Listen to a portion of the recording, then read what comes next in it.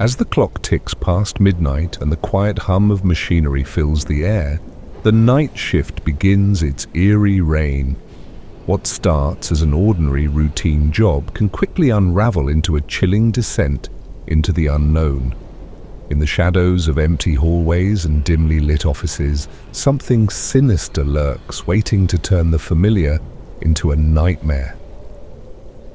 Tonight, we explore the darkest corners of the night shift, true horror stories that will make you rethink every creak in the floorboards, every flicker of a light, and every odd sound that breaks the silence.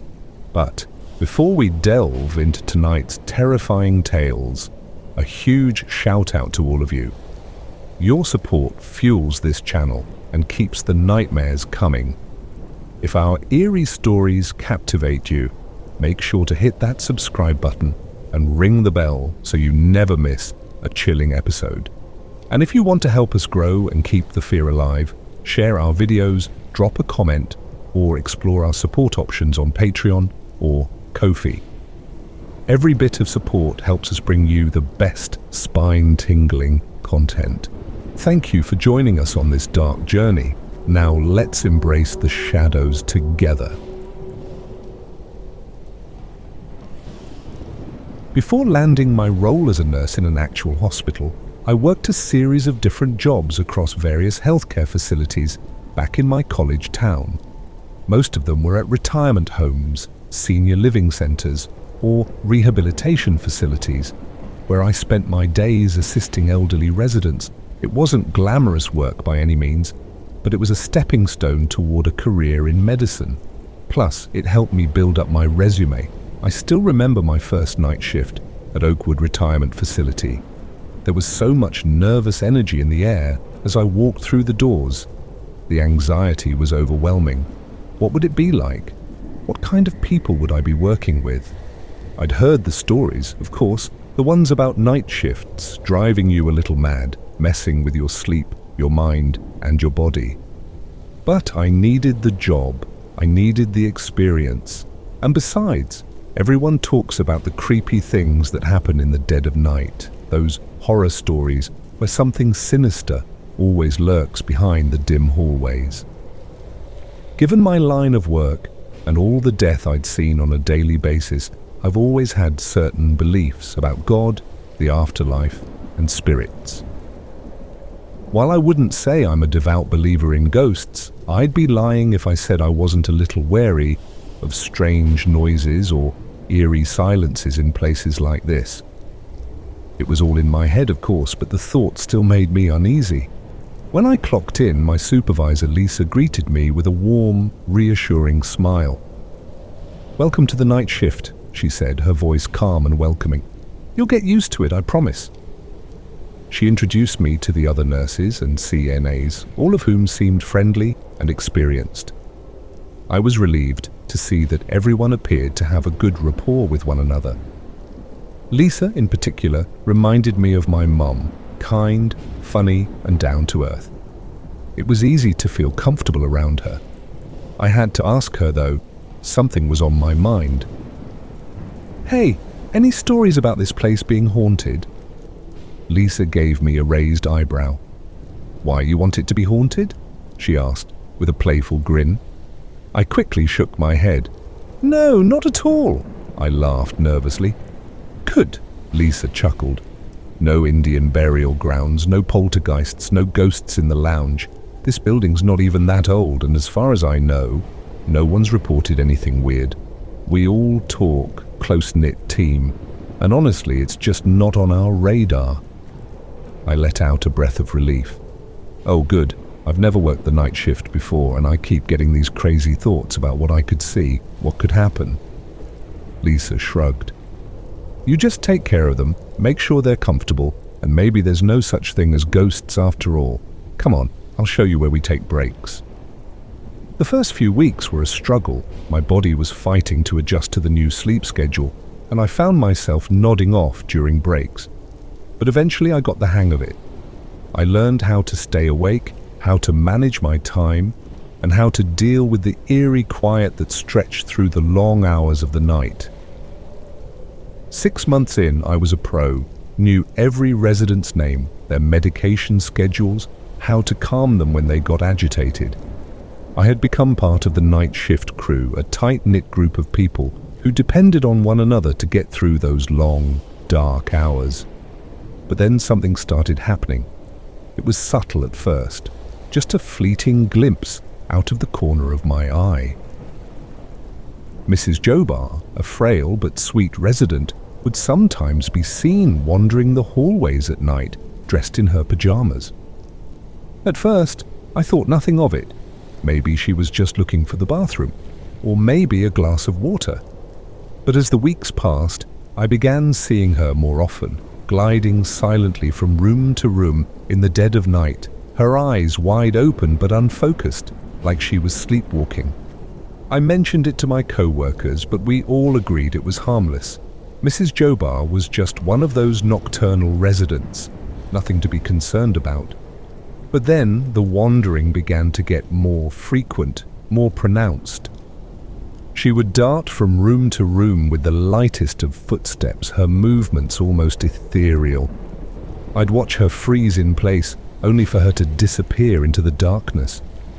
I couldn't explain it, but the sight of her like that made me uneasy. It wasn't terrifying, just strange and unsettling. It had me on edge, but I didn't treat her any differently. She was, after all, one of the sweetest people I'd ever met. Still, some of the staff began to worry that her behavior might be a sign that her time was coming soon. One night, I saw Mrs. Jobar leave her room, but she returned just moments later. Curious, I went to check on her, but to my surprise, when I opened the door, her bed was empty. The window was shut tight. I checked the bathroom. Nothing. She wasn't there. Confused, I went to the nurse's station to ask Rachel if she'd seen her. "Yeah, I saw her wandering around about an hour ago," Rachel said in a low voice, her face pale. "I don't know what's gotten into her." I explained what had just happened, and Rachel's eyes widened. "You think it's something more than just sleepwalking?" she asked, clearly worried. I didn't know how to answer. Something about Mrs. Jobar's behavior felt off, but I wasn't sure if it was just my imagination. As I glanced down the darkened hallway, a chill ran down my spine. Something didn't sit right. Rachel's face drained of color as she explained, "The same thing happened to me yesterday. She left her room, and when I went to check on her, she was gone." What Rachel said sounded exactly like what I had just experienced. Mrs. Jobar's odd behavior seemed to escalate, but neither of us could explain it. The feeling of unease settled over us, and we both kept a watchful eye on her throughout the night. The next night, everything seemed normal, until 3 a.m. I was sitting at the nurse's station when I saw Mrs. Jobar peek out of her room. Her eyes were fixed on me with an unblinking, intense stare. A chill crept up my spine, but I didn't dare look up. I couldn't move. I was frozen in place, heart pounding in my chest. This was different. She had never checked to see if anyone was around before. Then, without warning, she bolted down the hallway, her tiny feet pattering against the floor. I hesitated, terrified of the unknown, but I knew I had to follow her. I couldn't let her wander off in this state. I searched every room, every hall, but she was nowhere to be found. I even checked the other wings of the building. She wasn't there. Panic started to settle in. Was she hiding somewhere? I ran back to her room, my heart racing with each step, and that's when I found her. There she was, sitting on the edge of her bed, her head twitching unnaturally, like some kind of puppet. My blood ran cold. I couldn't believe my eyes. "Mrs. Jobar, do you need help?" I asked, my voice trembling. She turned to face me with a jerky motion. "Margaret isn't here anymore," she whispered, her voice low and menacing. Then, without warning, she spun back toward the window, her head twitching again. I bolted from the room in terror, racing to find Sarah and drag her back to the room. We both rushed to check on Mrs. Jobar, but when we arrived, she was peacefully asleep in her bed, looking serene and calm. It was as if nothing had happened at all. I was stunned, unable to make sense of what I'd just witnessed. Sarah was skeptical, but when we found Rachel and explained what had happened, she confirmed everything I'd said. We all agreed to stick together for the rest of the night, eyes wide open, scanning the halls for any further signs of movement. When the morning shift came in, we went to check on Mrs. Jobar again. This time she was cold and stiff, dead. Her face still held that same sweet smile, the one she had worn during her late-night wanderings. It wasn't until then that we realized she had passed in the early hours of the morning, likely during one of her strange episodes. A wave of relief washed over me, but there was something unsettling about the whole ordeal. Something unexplainable had happened that night, and I couldn't shake the feeling that there was more to it than we could ever understand. I'm just glad it's over now.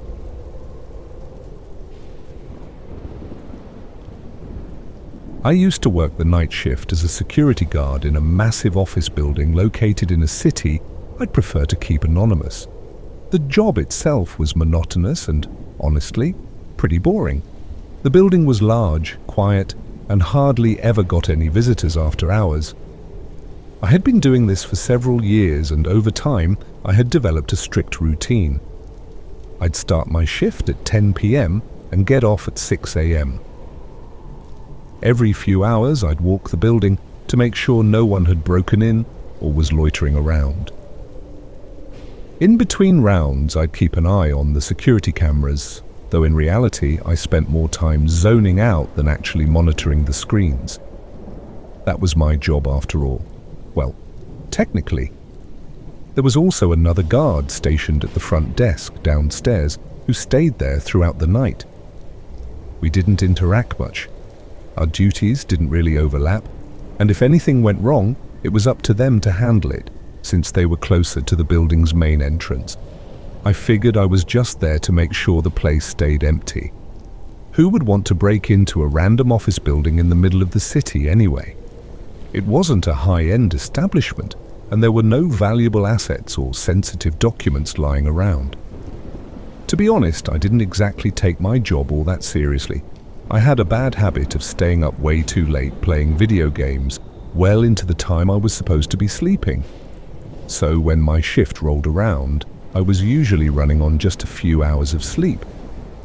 I'd try to nap when I could, sometimes ignoring my duties, figuring that nothing was going to happen in the building anyway. For years, nothing did happen.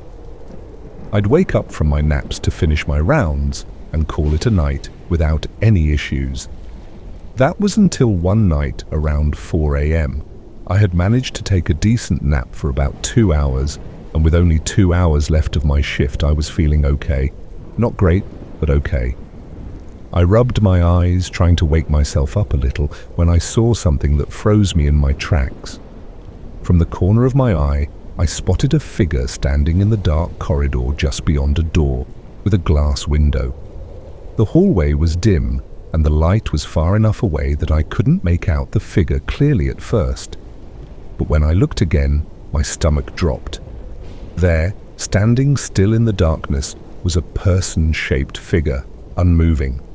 My heart raced. It was a clear silhouette, but it wasn't anyone I recognized. I immediately thought, what the hell? Had someone sneaked in? Was it an intruder? Panic surged through me. What if the guard downstairs had let someone in, or worse? What if they'd seen me slacking off and allowed someone to take advantage of the situation? Maybe someone had come to snap pictures of me sleeping at my desk. The thought made me break out into a cold sweat. My mind raced through possible scenarios.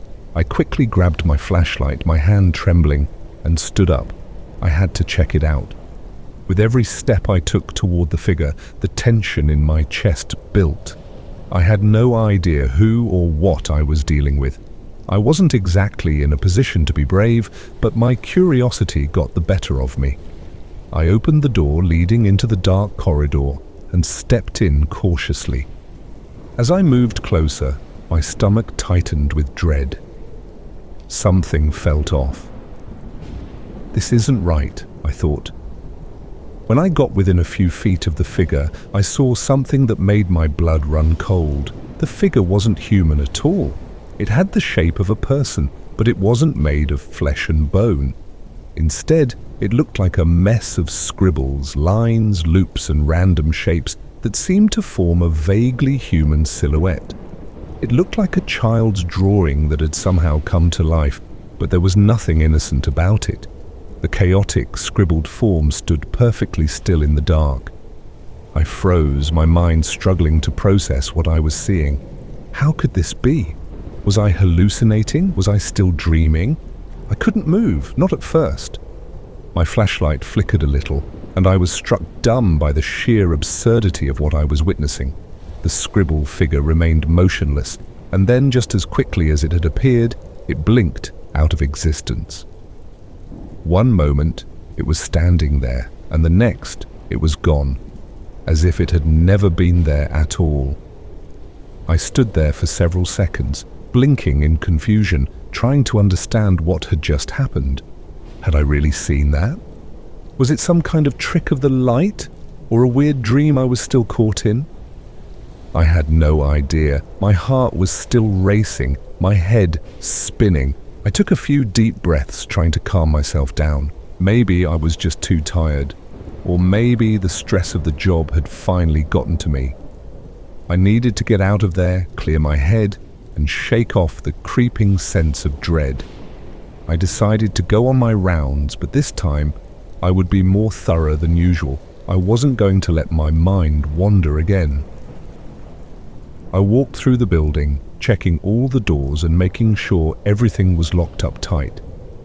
The entire time, my thoughts kept drifting back to what I had seen. That thing, whatever it was, kept creeping into my mind. I eventually made my way downstairs to check in with the guard at the front desk. He was on his phone, as usual, not really paying attention to anything. I tried to make small talk, just to distract myself. And even though I felt a bit better after seeing that everything was fine downstairs, the unease still lingered. I returned to my control room, my mind still racing. I had to figure out what had just happened. Was it a trick of the light? Something in the building's wiring? A glitch in the system? I didn't know, but I couldn't shake the feeling that it was something much stranger than that. I opened my laptop and started searching online. It took me a while to find anything relevant, but when I did, I was both relieved and unsettled. There were a few results about scribble people. Creatures or figures made of erratic, chaotic lines described in a variety of ways. Some people seemed to have experienced similar visions. Some were just as confused as I was. Others had even claimed they'd encountered these things in different places, abandoned buildings, dark alleyways, and in the corners of their vision. I spent a while reading through forum threads and articles, trying to make sense of what I had seen. Most of the explanations were vague, and many seemed to suggest that these scribble people were either paranormal entities or hallucinations brought on by extreme fatigue or stress. The logical part of my brain told me it had to be some kind of trick my tired mind played on me. But deep down, something inside me wasn't so sure. By the time my shift ended, I had barely made sense of what I'd seen. I tried to tell myself it was just my imagination, that I had let my mind wander too much. But it still freaked me out, and I couldn't shake the feeling that something weird had happened in that building that night. If anyone out there has a better explanation for what I saw, I'd love to hear it. Maybe there's some rational explanation I'm missing. But until then, I'll be a little more cautious during my shifts, just in case that scribble person decides to make another appearance.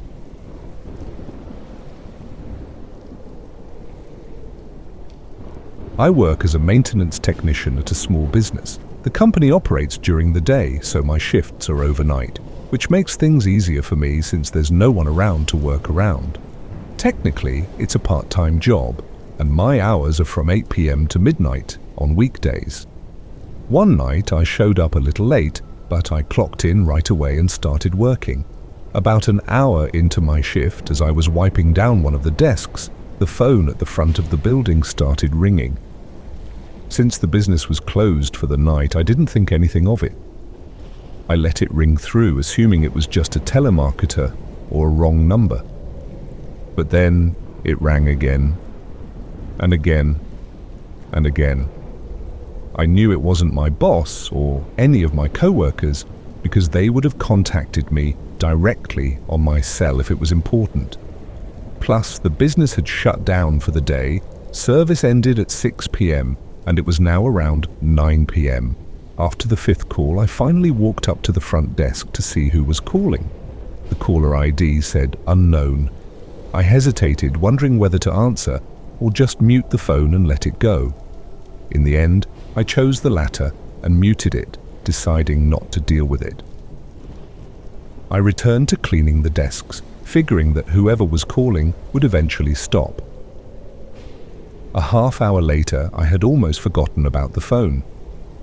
By now it was about 10 p.m. and I was upstairs in the small break room when I heard a strange sound from below, a single electronic beep. It was a noise I didn't recognize, and it immediately caught my attention. I didn't think much of it at first, but then I heard a door open and close. My heart started racing. Who could possibly be entering the building at this hour? I felt a wave of unease wash over me, but I tried to convince myself that it was probably just someone who had forgotten something and was coming back to grab it. I cautiously walked to the open stairwell and listened for a moment. "Hello, is someone there?" I called out. There was a long pause before I heard the sound of footsteps.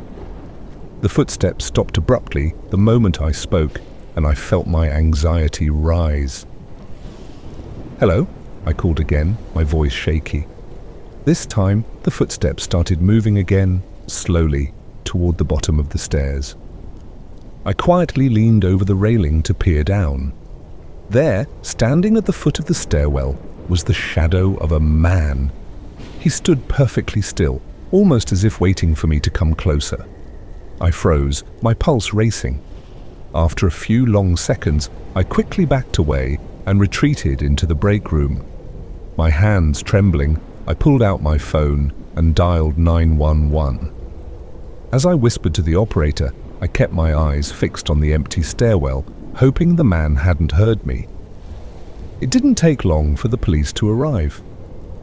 I could hear one officer calling out as he entered, demanding that anyone inside come forward. But there was no answer, no sound of anyone else in the building. The officer made his way upstairs, and after searching the premises, he found nothing. The mystery only deepened when they reviewed the security footage. The video showed the man standing motionless at the bottom of the stairwell for several minutes, holding a knife. What was most disturbing was that he didn't seem to know I was there at first. It wasn't until I called out that he seemed aware of my presence. Once he realized I was up there, he stood there, unmoving, as if he was willing to harm me if I came down. Just before the officer arrived, the man left through the front door, vanishing into the night. The biggest question remained, how did he have access to the building? The sound I had heard earlier, the beep, was from a keycard unlocking the door. I didn't have a keycard, I only had a regular metal key. The police are still searching for the man, but the whole experience has left me unsettled. I continue to work the overnight shifts, though now I'm always on edge. I just hope it was a one-time incident, but part of me can't shake the feeling that something is still out there. If you've encountered a terrifying event or have a spine-chilling horror story to share, we at Eerie Shadows want to hear from you. Share your experiences with us and let's uncover the mysteries lurking in the eerie shadows together. Be sure to like and subscribe to our channel for more eerie tales and spine-chilling stories like this one.